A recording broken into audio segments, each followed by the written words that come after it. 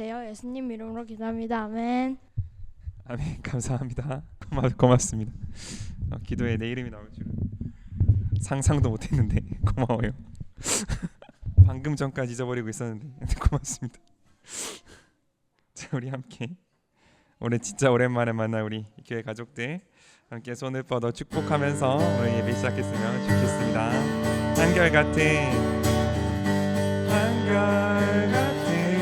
주의 사랑이 당신의 삶 속에 넘치길 원하니 한량없는 주의 은혜가 당신의 삶 속에 넘쳐 흐르네. 다시 한번 한결같은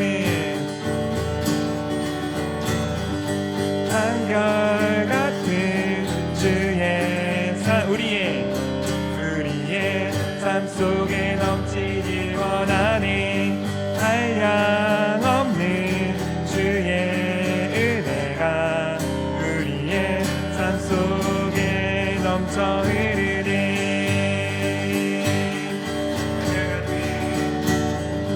한결같은 주의 사랑이 우리의 교회에 넘치길 원하니 한량없는 주의 은혜가 우리의 교회에 넘쳐 흐르네. 아멘. 모두 사랑하고 축복합니다.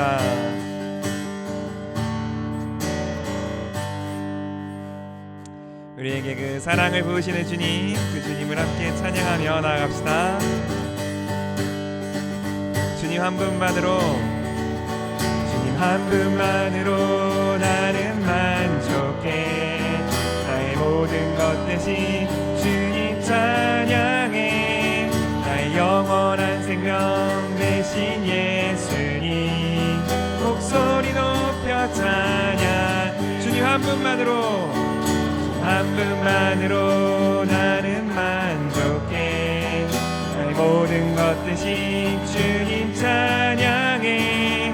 나의 영원한 생명 대신 예수님 목소리 높여 찬양. 주님의 크신 사랑 찬양해. 나의 힘과 능력이 되신 주 나의 모든 삶 변화되었네. 크신 주의 사랑 찬양해. 다시 한번 주님 한 분만으로 나는 만족해. 나의 모든 것 대신 주님 찬양해. 나의 영원한 생명 대신 예수님 목소리 높여 찬양해. 주님의 크신 사랑 찬양해. 나의 힘과 능력이 되신 주 나의 모든 삶 변화되었네. 크신 주의 사랑 찬. 주님의 크신 사랑 찬양해. 나의 힘과 능력이 되신 주 나의 모든 삶 변화되었네. 크신 주의 사랑 찬양해. 주님의 크신 사랑 찬양해. 나의 힘과 능력이 되신 주 나의 모든 삶 변화되었네. 크신 주의 사랑 찬. 크신 주의 사랑 찬. 마지막으로 크신 주의 사랑 찬양해. 네, 우리를 돌보시는 주님께 영광의 박수 올려드릴 수 있기를 원합니다. 우리 항상 함께 하십니다.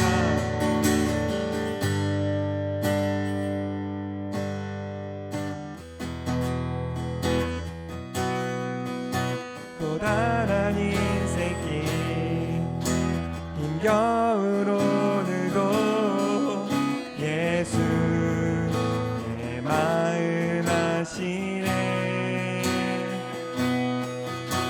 지나간 아픔도 마주할 세상도 예수 내 마음 아시네.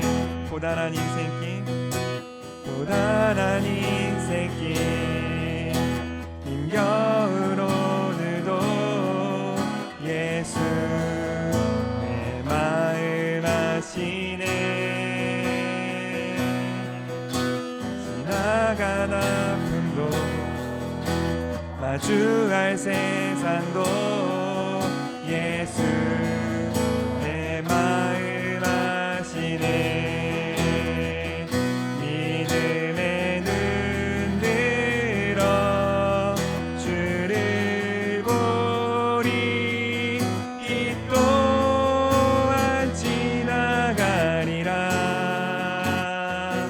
주어진 내 삶의 시간 속에 주의 뜻 알게 하소서.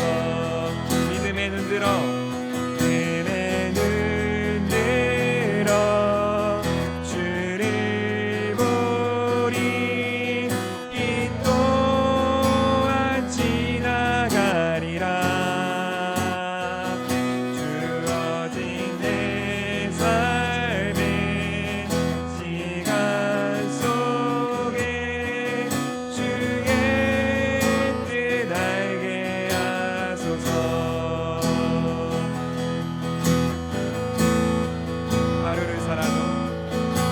하루를 살아도 기쁨으로 가니 예수 늘 함께 하시네. 후회도 염려도 온전히 맡기니 예수 늘 함께 하시네. 믿음의 눈 들어 주를 보리. 이 또한 지나가리라. 주어진 내 삶의 시간 속에 주의 뜻 알게 하. 믿음의 눈 들어 믿음의 눈 들어 주를 보리. 이 또한 지나가리라. 주어진 내 삶의 시간 속에 주의 뜻 알게 하소서. 믿음의 눈 들어 주를 보리. 이 또한 지나가리라. 내 삶의 시간 속에 주의 뜻 알게 하소서. 이 시간까지 기도할 때 우리가 함께 하시는 주님, 우리와 늘 함께 하셔서 나의 모든 걸음을 인도하시는 주님, 우리가 주님을 의지할 때 지금은 나를 너무 짓누르고 지금은 나에게 너무 많은 눈물을 주는 그 모든 것들이 주님 안에서 눈 녹듯 사라질 줄을 믿습니다.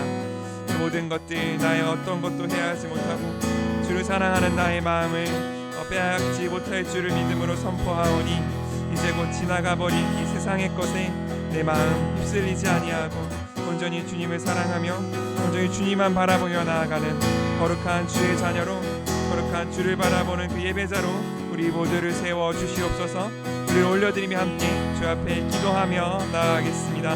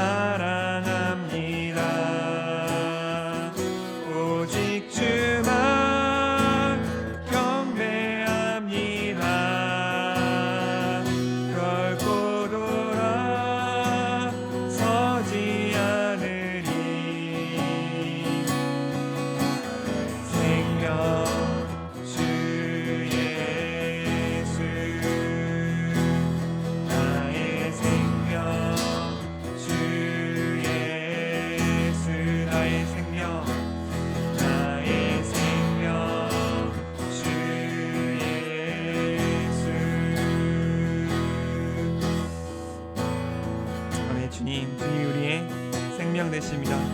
오직 주님만 날 안으시고 주님만 날 이끄시며 주님만 내가 사랑할 나의 신부, 나의 신랑 되시오니 아버지, 우리가 나의 평생을 다해 오직 주만 사랑하며 주께만 나아가는 거룩한 그 순례의 길을 걸어가는 우리 될 수 있게 허락하여 주시옵소서. 이렇게 우리를 이끄실 주님을 찬양합니다. 감사드리며 예수님의 이름으로 기도드립니다. 아멘.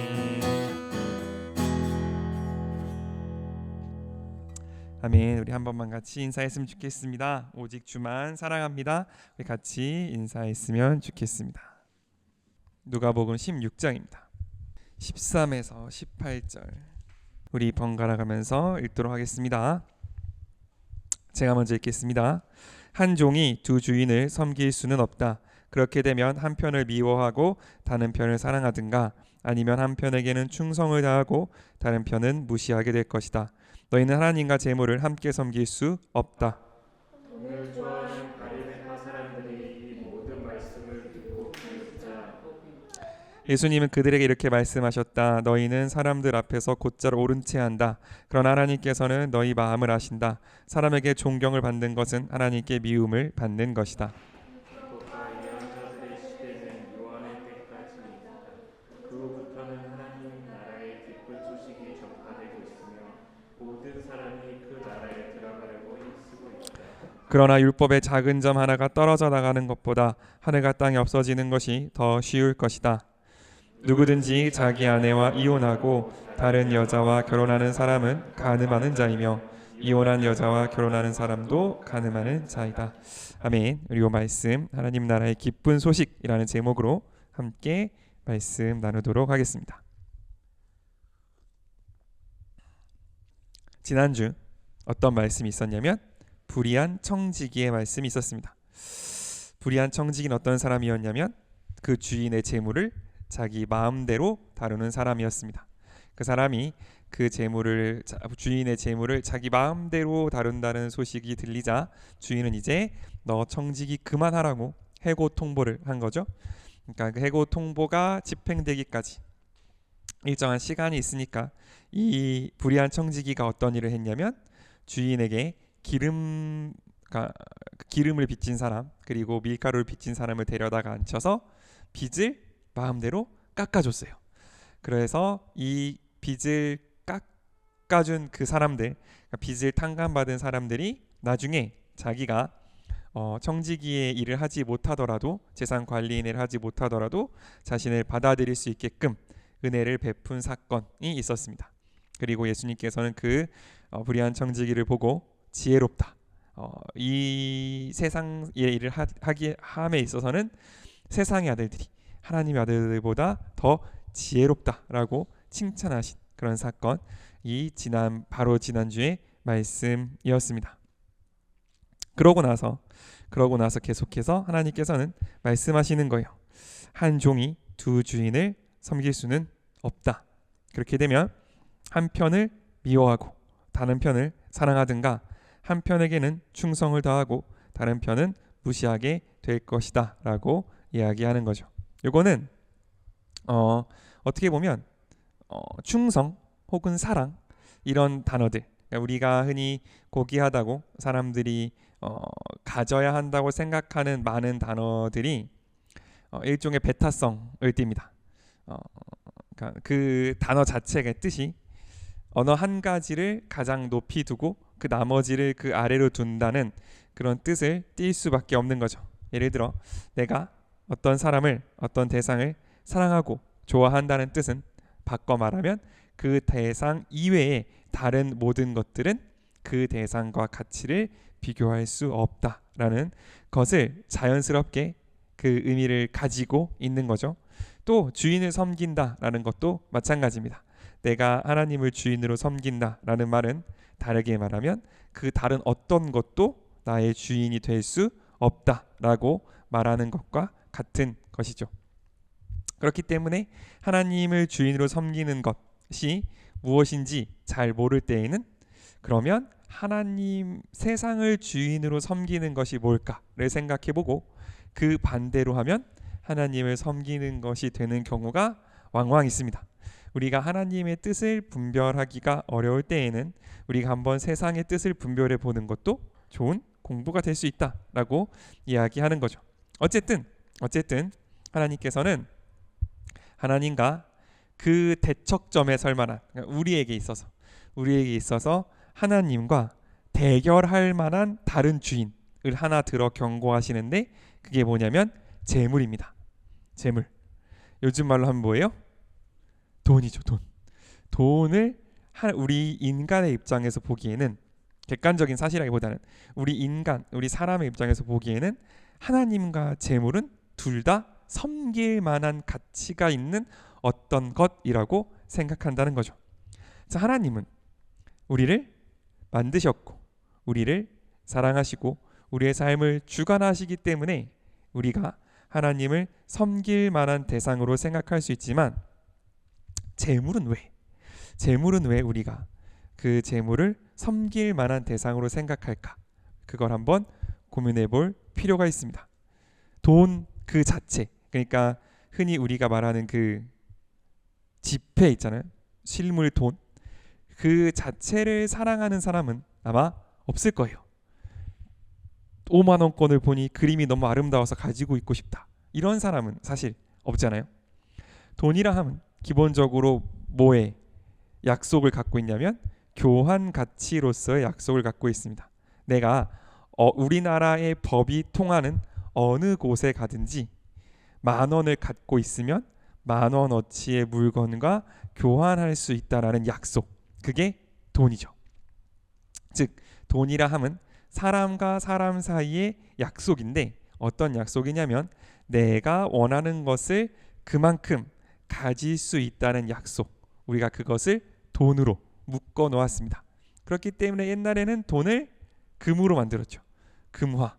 그래서 그 금화의 무게만큼의 가치가 그 금화의 가치가 될 수 있도록 만들어 놨었는데, 금을 실제로 들고 다니자니 너무 귀하기도 하고 번거롭기도 하고 하니 그냥 우리끼리 약속을 해서 이 종이를 가지고 다니면 그만큼의 돈을 주기로 하자, 그만큼의 쌀을 주기로 하자라고 약속한 게 지폐가 되고 돈이 발전되어 온 건데, 어쨌든 재물, 여기서 말하는 재물은 뭐 고대 이스라엘, 예수님 시대의 이스라엘이니까 뭐 그게 밀이 될 수도 있겠고 기름이 될 수도 있겠고 양이 될 수도 있겠고 땅이 될 수도 있겠고 금화가 될 수도 있겠고 여러 가지 것들이 될 수 있겠지만, 어쨌든 궁극적으로 말하고자 하는 건 뭐냐면 내가 어떤 원하는 것을 얻을 수 있는 힘이라고 말할 수 있는 거죠. 즉 재물을 섬긴다라는 건 뭐냐면 곧 나의 영향력, 나의 욕구, 내가 원하는 것을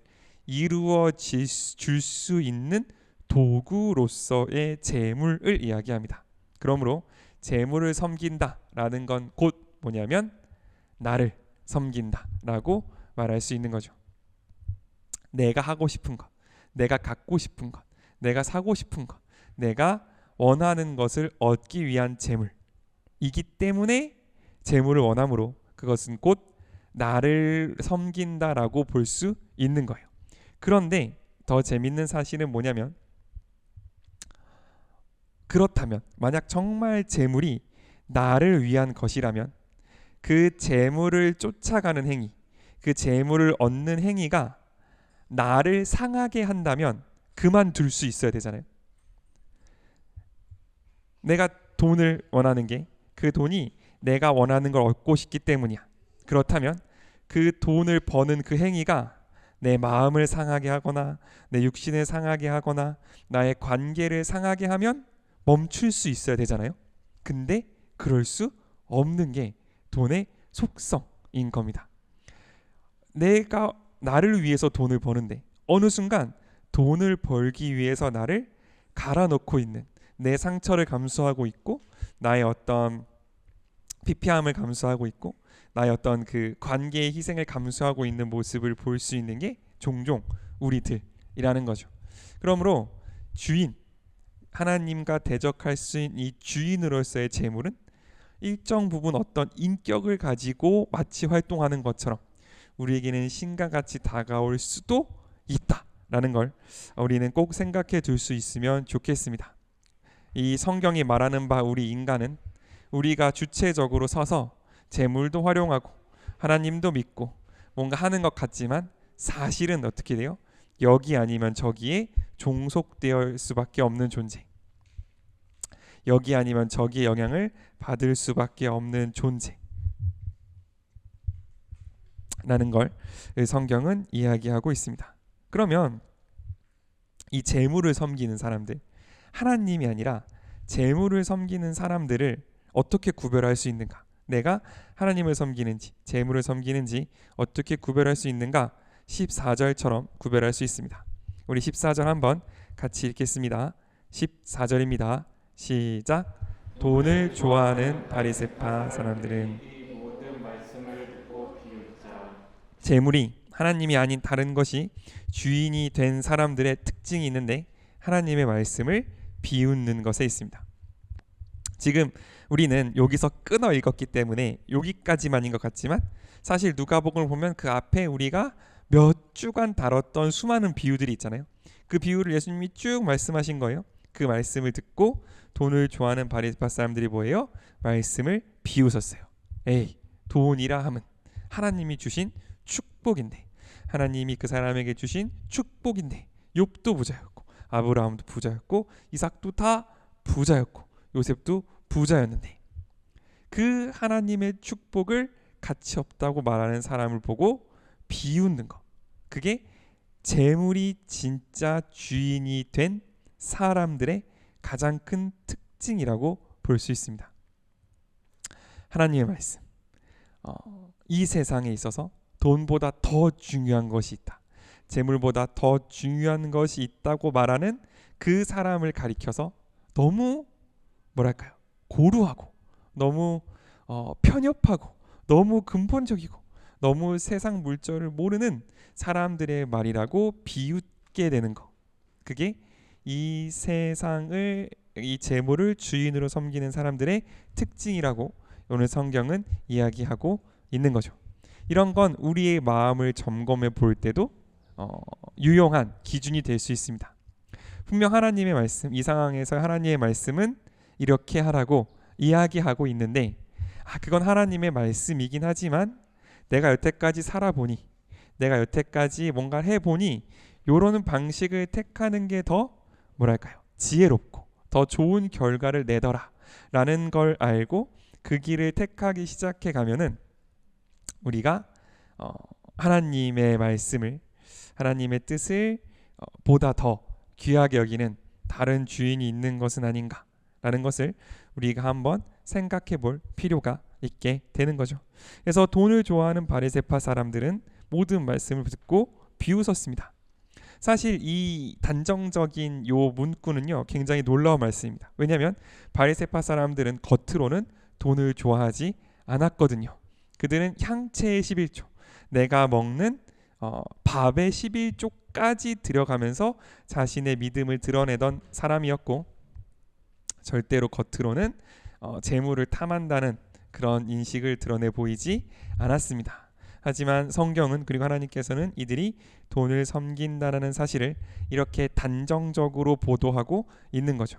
왜냐하면 그들의 겉모습, 향채 11조를 드리고 성전세를 바치고 여러 가지 어떤 의무를 행하는 그런 모습보다는 그들의 마음속에 어떤 것이 있었냐면 돈을 사랑하는 마음이 있었다라는 거죠. 뭘 보면 알 수 있어요? 예수님께서 성전에 들어가셔서 어떻게 하셨습니까? 밧줄을 까서 채찍을 만들고 그 성전에 있었던 모든 장사하는 사람들을 내어 쫓으시면서 뭐라고 말해요? 내 집은 만민이 기도하는 집인데 너희가 장사의 소굴을 만들었다라고 그들을 비판하시잖아요. 이게 뭐냐면 이런 겁니다. 예루살렘에 성전이 있습니다. 모든 유대인들은 그 예루살렘의 성전에 와서 제물을 바치고 하나님께 예배를 드릴 의무가 있어요. 그러면 저 멀리서부터 양을 끌고 올 거잖아요. 내가 제사 드릴 양을 끌고 오면 이제 이거를 제사 드리려고 합니다 라고 갖고 오면 제사장이 그 양을 보고 이렇게 꼬투리를 잡는 거예요. 봐라, 왼쪽 발가락이 빠지지 않았냐, 뭐 이런 거 있잖아요. 이 발굽이 상하지 않았느냐라고 이 제물을 대고 꼬투리를 잡는 겁니다. 왜냐하면 성경에 이르기를 상한 제물, 뭔가 결함이 있는 제물을 하나님께 드릴 수 없거든요. 그러니까 네가 거기서부터 갖고 온 이 양은 뭐 할 수 없어요? 하나님께 제사를 드릴 수 없어요. 그러면 뭐 해야 돼요? 저기 가서 내가 관리하는 양을 사와라, 이렇게 되는 거죠. 그럼 그 양은 실제 양의 한 10배쯤 되는 가격으로 양을 사와야 제사를 드릴 수 있게 해줬던 그런 것들이 이 시대 성전을 관리하던 사람들의 행태였습니다. 성전에 헌금을 드리려면 성전에서만 쓰는 특별한 돈을 썼어야 됐는데 그 돈을 교환하는 가치가 일반 돈의 10배가 넘어갔던 시대. 겉으로는 전혀 돈을 바라는 것처럼 하고 있지 않지만 하나님을 예배하러 나오는 모든 사람들에게 돈을 걷었던 시대가 이 시대였어요. 그것이 시스템과 전통으로 자리 잡아서 그것이 눈앞에서 벌어지고 있음에도 불구하고 사람들은 그것을 관리하는 바리새인들을 보고 청렴하고 결백하고 하나님을 사랑하는 사람이라고 생각할 수밖에 없었던 시대. 그러니까 단순히 한두 명의 바리새인, 한두 명의 종교 지도자가 타락해서 뭔가 이 다른 사람들을 착복했던 시대가 아니라 하나님을 예배하는 행위 그 자체, 하나님을 예배하는 제도 그 자체가 망가져 있었던 시대가 이 예수님의 시대였습니다.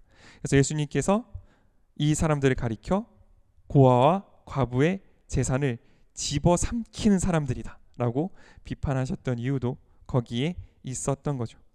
그렇게 돈을 좋아하는 바리새파 사람들이 예수님의 말씀을 듣고 비웃었습니다. 자신들이 생각하기에는 그 전통, 어떤 너무너무 합리적인 목적을 가지고 이 성전을 관리하는 그 전통을 뒤에 업은 사람들이 보기에는 재물과 하나님을 겸하 섬길 수 없다라는 그 하나님의 말씀이 너무 시대에 뒤떨어지고 이해할 수 없고 너무 근본적이지만 어떤 힘도 가지지 않은 일종의 격언처럼 격화되어 버렸던 거죠. 그렇기 때문에 하나님의 말씀은 비웃고 자신들은 스스로 세련되다고 생각하는 자기들의 전통을 편에 설 수밖에 없었던 것들, 그것이 바리새파 사람들이라고 보면 되겠습니다. 아까도 말씀드렸지만 우리도 혹시 우리 마음속에 하나님의 말씀 너무 좋지, 사랑하고 인내하고 품어주고 너무 좋은데 어떻게 그렇게만 살 수 있는가, 어떻게 그것이 그렇게 날 것으로 적용될 수 있는가 라는 생각이 들면서 그것을 조금 비틀고 그것을 조금 뒤로 물려서 어떤 나의 삶의 지혜로 바꾸어 버린 것들이 있지 않은지 우리가 한번 우리의 마음을 돌아보는 시간이 될 수 있으면 좋겠습니다. 말씀을 비웃는다는 게 사실 우리 삶 속에 굉장히 가까이 다가올 수 있는 무시무시한 태도라는 것을 우리가 꼭 두렵고 떨리는 마음으로 받아들일 수 있으면 좋겠습니다. 그 말씀을 비웃는 바리새파 사람들 향해서 예수님 이렇게 말씀하십니다. 너희는 사람들 앞에서 곧잘 옳은 채를 한다, 위선을 떤다. 그러나 하나님께서는 뭘 알아요? 너의 마음을 아신다. 사람에게 존경을 받는 것은 하나님께 미움을 받는 것이다 라면서 말씀하십니다. 율법과 예언자들의 시대는 요한의 때까지, 즉 예수님 바로 직전까지다. 최후의 선지자 요한의 때까지. 그 후부터는 하나님 나라의 기쁜 소식이 전파되고 있으며 모든 사람이 그 나라에 들어가려고 힘쓰고 있다 라고 예수님 말씀하시는 거죠. 무슨 말입니까? 너희는 옳은 채를 하고 있다. 뭐로? 율법과 선지자들의 전통을 힘입어서 전통을 뒤에 업고 옳은 척을 하고 있다. 그러나 그럴 수 있었던 시대는 언제까지예요? 요한의 때까지, 예수님이 오시기 전까지다. 거기까지만 그것이 통할 거고 그게 가능한 시대는 바로 거기까지다. 가장 밝은 빛이신 예수님, 진리 그 자체이신 예수님이 어떻게 될 거예요? 모든 사람에게 하나님 나라의 기쁜 소식이 전파될 겁니다. 거기에는 우리를 얽어매고 있는 율법도 없을 거고 그 시스템을 지탱하고 있는 선지자들의 글도 없을 겁니다. 거기에는 오로지 무엇만 있을 거냐면 율법과 선지자들이 그렇게 외치고 그렇게 선포하기를 원했던 하나님 나라의 기쁜 소식만 남아 있을 거예요. 그리고 모든 사람들이 다른 바리새인을 통하거나 어떤 성전을 통하거나 어떤 다른 도구를, 어떤 다른 단체를, 어떤 다른 단계를 통하지 않고 모든 사람들이 직접 하나님의 마음을 분별하면서 그 하나님 나라의 기쁜 소식을 향해 달려가게 될 겁니다. 예수님이 우리에게 선포하시는 것이 바로 이런 것이라는 거죠. 여태까지 바리새인들이 나는 옳은 사람이고, 나는 제대로 된 사람이고, 우리의 성전은, 우리의 유대교는, 우리의 종교는 이렇게 세련되고 아름다운 것이다라고 그 위장막을 삼을 수 있었던 그 모든 것들이 다 벗겨지고, 모든 사람들이 하나님의 진리 안에서, 모든 사람들이 그 하나님의 뜻 안에서 자신의 모든 것을 다해 하나님께 달려갈 수 있는 시대, 그것을 위하여 예수님이 오셨다라고 예수님은 오늘 우리에게 선포하고 계시는 거죠. 그렇기 때문에 이제는 모든 사람들이 하나님께 마음으로 나아갈 것이기 때문에, 이제는 많은 사람들이 하나님 앞에 자신의 진심으로 나아갈 것이기에, 나를 둘러싸고 있는 그 바리새인들을 둘러싸고 있는 그 위장막들, 그 전통들, 그 어떤 거룩함의 외피들은 하나님께 미움을 받는 것이라고 오늘 예수님은 우리에게 말씀하십니다. 왜냐하면 그것을 가지고 있는 한, 그 어떤 보호막을 가지고 있는 한 마음으로 하나님께 다가가는 것이 불가능하기 때문에 그렇습니다. 우리는 하나님 앞에 항상 솔직함으로 나아가야 한다고 정말 많이 듣습니다. 그 솔직함이란 뭘까? 그 솔직함이란 뭘까를 우리가 한번 생각해 봐야 될 것 같아요. 우리가 지지난 시간이었죠. 한번 생각을 돌이켜 보면 우리가 돌아온 탕자에 대해서 한번 이야기를 나눴습니다. 아버지가 있는데 두 아들이 있었죠. 첫째 아들은 아버지 밑에서 묵묵히 일을 했지만, 둘째 아들은 아버지에게 유산을 달라고 하고 그 유산을 가지고 가서 홀라당 다 탕진하고 돌아왔던 아들이 있습니다. 근데 우리가 한번 생각해 봤으면 좋겠는 건 이런 거예요. 이 둘 중에 누가 아버지를 아버지로 대했는가에 대해서 한번 생각해 봤으면 좋겠어요. 첫째 아들은 한 번도 아버지의 말을 거스르지 않고, 한 번도 집을 떠나지 않고 열심히 아버지가 시키는 일을 했습니다. 하지만 그의 마음속에서는 아버지에 대해서 뭐라고 생각했냐면, 내가 일한 정당한 대가도 주지 않는 아주 악독한, 아주 구두쇠인 주인으로 생각하고 있었어요. 반면에 둘째는 방법은 잘못되긴 했고 그 나타나는 방식이 상당히 싸가지 없기는 했으나, 난 아버지 아들이니까 뭘 요구할 수 있어요? 유산을 요구할 수 있어요. 난 아버지 아들이니까 내가 잘못해도 어디로 돌아갈 거예요? 내 아버지의 집으로 돌아갈 겁니다. 겉으로 드러나는 모습은 너무너무 잘못되긴 했지만 어쨌든 둘째는 아버지를 아버지로 생각하고 있었다고요. 그 결과 그 아버지의 기쁨, 그 아버지의 잔치에 참여할 수 있었던 사람은 누구였어요? 둘째였습니다. 근데 우리는 많은 순간, 많은 어떤 시간 동안에 내가 둘째 같지 않음, 내가 둘째처럼 타락하지, 내가 둘째처럼 방만하지, 내가 둘째처럼 뭐랄까요, 이렇게 싸가지 없지 않음을 기준으로 내가 아버지의 아들임을 증명받으려고 하는 것 같아요. 다시 말해서 나는 첫째 아들처럼 착하고 첫째 아들처럼 하나님을 떠나본 적 없고 첫째 아들처럼 군말 없이 하나님을 섬겼기 때문에 당신의 아들입니다 라고 우리 어떤 근거를 삼는 경우가 많이 있는 것 같습니다. 하지만 내가 하나님의 아들인 증거는 뭐냐면, 내가 설령 내 아버지를 죽은 사람 취급한 적이 있어도, 내가 설령 내 아버지의 재산의 반을 가져다가 딴 데가 다 태워버렸어도, 내가 돌아갔을 때 내 아버지가 나를 받아줄 거라는 믿음.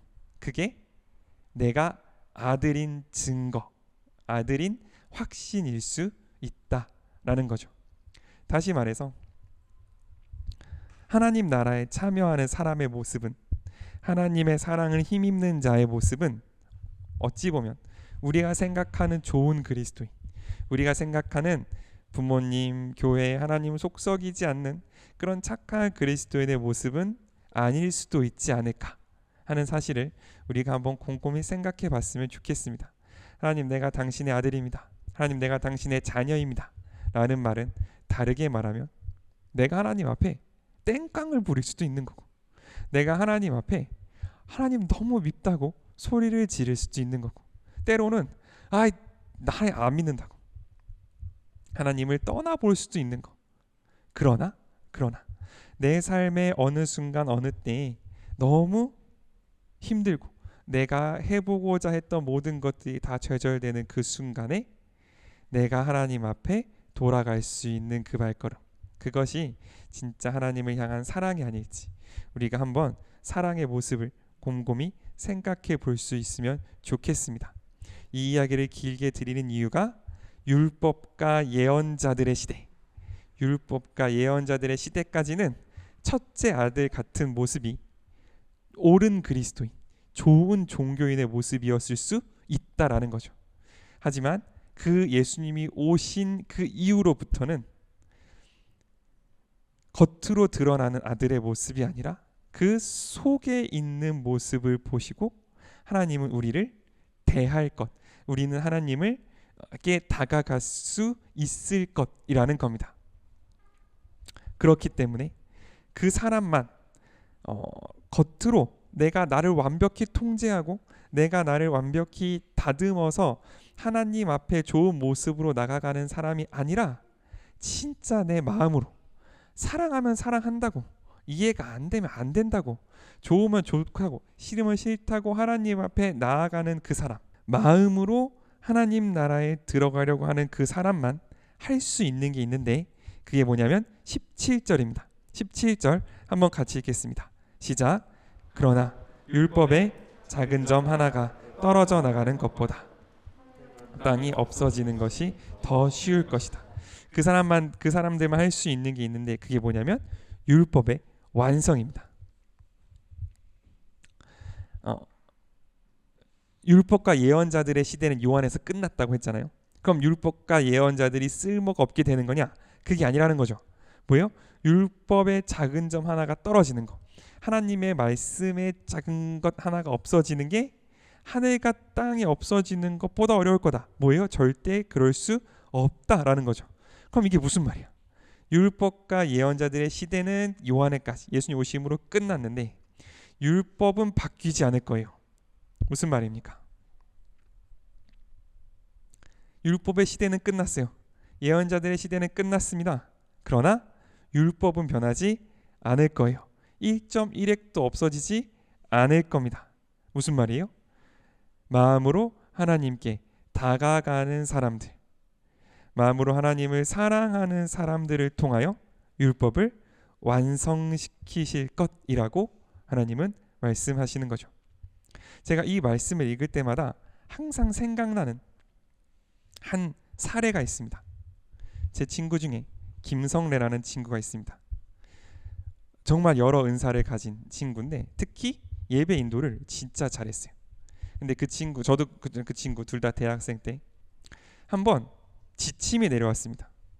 송 리스트를 한 30개 정도 주고 여기에서만 찬양을 해라 라는 그 지침이 내려온 적이 있었어요. 그런데 그걸 받고 우리는 잘 지키는 한동대생들이니까 이제 그대로 예배를 드렸죠. 근데 예배를 드리고 나서 이제 그때 뭐 선교사님도 계셨고 아무튼 예배 다 끝나고 이 친구가 하는 말이 있어요. 야 성종아, 근데 내가 오늘 한 이 콘티 중에 이 곡은 리스트에 없는 거였다? 근데 아무리 생각해도 리스트에 들어갈 곡인데 실수로 빠진 것 같아서 그냥 했어 라고 이야기를 하는 거예요. 그러니까 이 친구는 뭐였냐면 이 송 리스트가 내려온 이유를 정확하게 파악하고 있었어요. 너무 지들 하고 죄송합니다. 너무 이게 방만해지니까 예배의 통일성이 없어지잖아요. 그러니까 이제 그런 이 송리스트가 내려온 이유를 정확히 파악하면서도 그 중에 모든 조건을 만족하지만 누락된 곡에 대해서 이게 추가가 돼도 그 송리스트가 내려온 그 지침의 뜻을 위반하는 것이 아니라 오히려 더 풍성하게 해줄 것이라는 것을 알고 그 규칙을 위반했습니다. 이게 그것을 완성시키는 일인 거죠. 마찬가지입니다. 안식일에 이삭을 잘라 먹는 제자들의 모습을 보면서 예수님은 안식일이 사람을 위해서 있는 것이지 사람이 안식일을 위해서 있는 것이 아니다 라고 말씀하셨어요. 율법을 어기는 것 같지만 율법을 완성시키시는 겁니다. 이 자유, 이런 그것을 어기는 것 같지만 그것을 완성시키는 것은 뭐만 할 수 있냐면 그 율법을 마스터한 사람, 그 율법의 뜻을 알고 그 율법의 본래 취지를 알고 그 율법이 지금 적용되면 어떻게 해야 되는지를 아는 그 사람만 할 수 있는 게 뭐냐면 율법을 완성시키는 거예요. 근데 우리가 율법을 다 알고 그것을 다 지키기 때문에 율법을 완성시킬 수 있느냐? 그게 아닌 거죠. 우리가 율법을 완성시킬 수 있다라고 말할 수 있는 이유는 뭐냐면 그 율법을 주신 하나님의 마음을 내가 알기 때문에, 그 율법 우리에게 주신 그 하나님의 뜻을 내가 알기 때문에 여기에 주어진 레위기에 주어진 그 모든 율법을 내가 다 외우고 있거나 그 모든 것을 내가 다 알고 있지 않다 하더라도 하나님의 믿음으로 나아가는, 마음으로 나아가는, 하나님의 기쁜 소식으로 나아가는 우리는 그 율법을 완성시킬 수 있는 사람들이다 라는 걸 오늘 성경은 우리에게 이야기해 주고 있습니다. 그 내용이 뭐냐면 18절입니다. 18절 한 번만 같이 다시 읽겠습니다. 18절 시작. 누구든지 자기 아내와 이혼하고 다른 여자와 결혼하는 사람은 간음하는 자이며 이혼한 여자와 결혼하는 사람도 간음하는 자이다. 무슨 말입니까? 우리가 요즘은 이혼이라는 게 남자와 여자가, 아내와 남편이 어떤 경제적인 이유든 성격적인 이유든 여러 다른 사건이든 서로가 이제 서로랑 같이 살지 못하겠다라고 결정을 하면 진행되는 게 이혼이잖아요. 근데 예수님 시대 때는 이혼이 그런 게 아니었어요. 이혼이 그런 게 아니라 뭐였냐면 이런 거였습니다. 내가 돈이 많은 남자예요. 근데 지금 나랑 같이 살고 있는 아내가 이제 나이 많고 더 이상 사랑스럽지가 않아. 그런데 다른 여자를 발견했어요. 내가 저 여자랑 같이 살고 싶어. 그런데 지금 내가 지금 같이 살고 있는 이분이 있으니까 저분과 결혼하면 간음하는 거잖아요. 안 되는 거라고. 그러니까 뭐예요? 이혼해요. 너랑 이혼. 그리고 여성은 이 이혼에 대해서 반대하거나 거부할 수 있는 권리가 없던 시기였어요. 그러니까 마음대로 이혼을 하고 다른 여자랑 같이 살면 뭐예요? 나는 간음하지 않은 게 되는 거예요. 하나님의 율법을 어떻게 사용했어요? 내가 나의 죄를 가리는 방법으로 사용했어요. 그렇기 때문에 예수님 말씀하시는 거예요. 누구든지 자기 원래 아내와 이혼하고 새 아내를 얻는 사람은 다 간음한 사람이다. 뭐예요? 그런 가림막, 율법적인 가림막이 하나님 앞에 통한다는 거예요? 안 통한다는 거예요? 안 통한다는 거예요. 이게 왜 가능해요? 처음에 모세가 율법을 통해서 이혼 증서를 가지고 이혼을 허락했던 이유는 뭐냐면 이혼을 당하는 이 여성이 어떤 간음이나 못된 짓을 해서 이혼한 게 아니다. 그렇기 때문에 또 다른 남성과 결혼할 수 있다라고 보호하기 위해서 이혼 증서를 줘서 이혼하도록 했어요. 근데 이거를 힘 있는 남성들, 힘 있는 권력자들이 어떻게 이용했냐면 내가 마음대로 이혼 증서를 써서 이혼시키고 나는 다른 사람이랑 결혼해서 살면서 나는 간음하지 않았다라고 자신의 의를 가리는 쪽으로 사용했다고요. 그러면 율법의 본래 뜻은 뭐예요? 율법의 본래 뜻은 네가 처음 사랑한 그 여자와 끝까지 사랑하는 게 율법의 본래 뜻이잖아요. 율법의 본래 뜻으로 하면은 그 이 행위, 이혼 증서를 던져주고 이혼했다고 하고 다른 사람과 결혼한 이 행위는 간음이에요, 아님이에요? 간음이에요, 간음이 아니에요? 간음이에요. 그렇기 때문에 예수님은 율법의 본래 뜻을 얘기하신 거예요. 누구든지. 다른 판본에는 음행한 연고 이외에, 이 여성이 먼저 음행한 거 말고, 그건 이 여성 잘못이고, 그거 이외에 이혼하는 모든 사람들은 다 간음한 거다. 이 말의 뜻은 이혼한, 그러니까 현재의 의미에서 이혼한 사람들을 정죄하려고 하신 말씀이 아니고, 절대 그런 게 아니고, 여성의 권리가 없어서 율법에 쓰여 있다는 핑계로 이혼 증서 하나 던져주고 마음대로 여성을 버렸던 사람들에게 율법의 뜻을 왜곡해서 너의 의를 세우는 그 행위는 하나님이 보시기에 가장 가증스러운 간음에 해당된다고 율법의 본래 뜻을 분명히 밝혀 보여주시는 거죠. 말번 율법과 예언자들의 시대 때는 통했던 그 핑계들 예수님 앞에선 더 이상 통하지 않을 거다라고 오늘 우리에게 경고하시는 겁니다. 그러므로 우리가 그 예수님 앞에 나아갈 때 우리는 자유와 의무 두 가지를 지고 있는 거예요. 우리는 더 이상 율법 조문에 선지자들의 전통에 얽매이지 않고 하나님의 뜻이 무엇인지 분명히 알고 그 가운데로 나아가 때로는 틀리고 때로는 잘못 알고 때로는 갈팡질팡할지라도 여전히 하나님 앞에 나아가 아들된 뻔뻔함으로 하나님의 사랑을, 하나님의 뜻을 구할 수 있는 자유가 있습니다. 그렇기 때문에 어떤 핑계도 통하지 않을 겁니다. 내가 하나님의 마음 앞에 내 마음으로 서는 그 순수함을 대신할 그 어떤 장치도 없을 거예요. 내가 뭐 어떤 걸 성실하게 지켰습니다. 11조를 드렸습니다. 뭐 내가 뭘 했습니다. 그 어떤 핑계도 통하지 않고 오직 매일매일 하나님 앞에 새롭게 서는 그 마음, 그것 이외에는 그 어떤 것도 하나님 앞에 나아갈 근거가 되지 못할 거라는 거.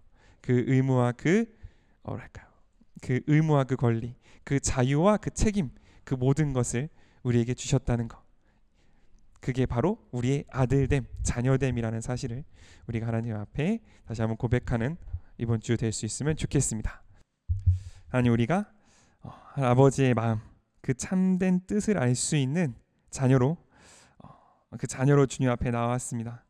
감히 하나님의 마음을 알고 감히 그 하나님의 뜻대로 살아간다고 말하는 그 자녀로 주 앞에 나왔습니다. 하나님, 우리가 온전히 하나님을 사랑할 수 있게 하여 주시옵소서.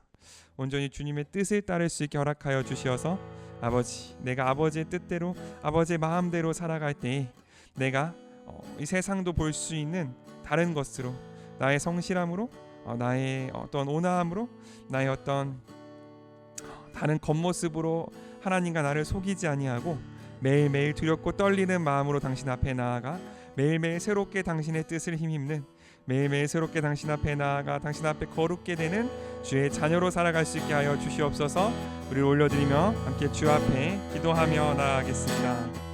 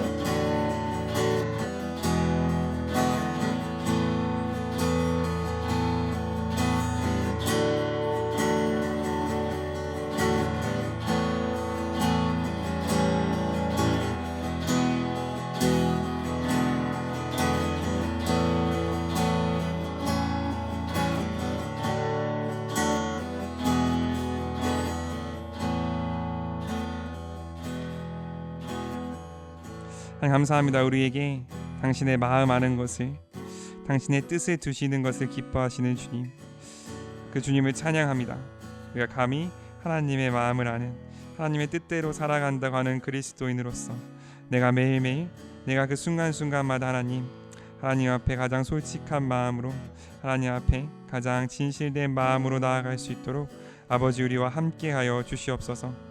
주님 앞에 설 때에 나를 둘러싸고 있던, 나를 괜찮은 사람으로 보이게 했던 그 모든 것들 다 내어놓을 수 있게 허락하시고, 가장 하나님께서 기뻐하시는 그 모습으로, 모난 돌이지만 당신을 찬양하기 위해 쌓인 그 제단의 모습으로 내가 나아갈 수 있게 허락하여 주시옵소서. 그래서 주님, 저 가장 깊은 곳에서부터, 내 마음의 가장 그 아래의 단계에서부터 내가 하나님을 사랑하는 사람이 될 수 있기 원합니다. 입으로 들어서가 아니라, 눈으로 읽어서가 아니라, 나를 사랑하시는 그 하나님의 사랑을 체험하며 그 가운데 나아가는 사람, 그 사람이 될 수 있기를 원하오니, 하나님, 내가 오늘 다시 한번 새로운 마음으로 당신 앞에 나아갈 때에 날마다 나를 새롭게 하시는 당신의 그 은혜를, 당신의 그 뜻을 내가 누려 충만히 주 앞에 나아갈 수 있게 허락하여 주시옵소서. 그렇게 나아갈 때에 주님, 우리를 외면하지 않으시고, 그렇게 나아갈 때에 주님, 우리를 모른다 하지 않으실 내 아버지 되시는 당신을 찬양합니다. 내가 구할 때에, 우리가 갈급할 때에 반드시 우리를 먹이시고 우리를 목마르지 않게 하실 주님을 찬양하며 의지하오니, 내가 세상에 다른 주인을 찾는 것이 아닌 내 마음속 솟아나는 평화, 솟아나는 목마르지 않는 물을 주시는 우리 아버지께만, 하나님께만 나아가는 우리 될 수 있게 허락하여 주시옵소서.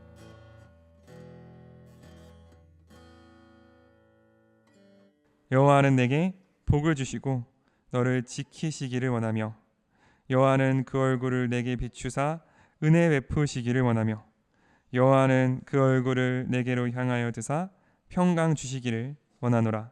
아멘.